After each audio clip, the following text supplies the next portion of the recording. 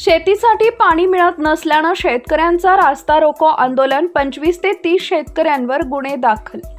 गोसेखुर्द उजवा कालवा प्रकल्पातील क्रिटिकल पॅच व इतर बांधकाम शिल्लक असल्याचं कारण देत पाटबंधारे विभागानं उन्हाळी धान पिकासाठी पाणी देण्यास नकार दिल्यानंतर संतापलेल्या शेतकऱ्यांनी 21 नोव्हेंबर रोजी दुपारी 2च्या सुमारास रास्ता रोको आंदोलन छेडले. शेतकरी नेते कॉम्रेड विनोद झोडगे यांच्या नेतृत्वाखाली सायगाटा येथील सिंचन कार्यालयास कुलूप ठोकत नागबीड ब्रह्मपुरी राष्ट्रीय महामार्गावर ठिय्या आंदोलन करण्यात आले. याआधी 56 पाणी वापर संस्थांच्या वतीनं 13 नोव्हेंबर रोजी हे आंदोलन करण्यात आले होते.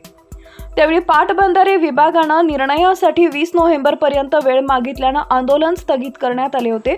मात्र कालव्याच्या कामाचं कारण देत पाणी पुरवठा नाकारल्यानं शेतकरी पुन्हा रस्त्यावर उतरले. राष्ट्रीय महामार्ग अडवल्यानं काही काळ वाहतुकीची कोंडी झाली होती. पोलिसांनी 20 ते 25 शेतकऱ्यांना ताब्यात घेऊन काही वेळानंतर सोडले, तर 15 ते 20 जणांवर गुन्हे दाखल करण्यात आला आहे.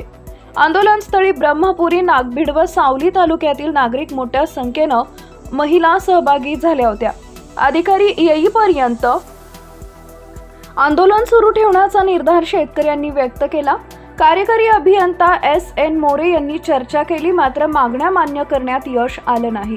पुढील आंदोलन नागपूर विभागीय सिंचन कार्यालयाला घेराव घालत छेडण्याचा इशारा शेतकऱ्यांनी दिलाय.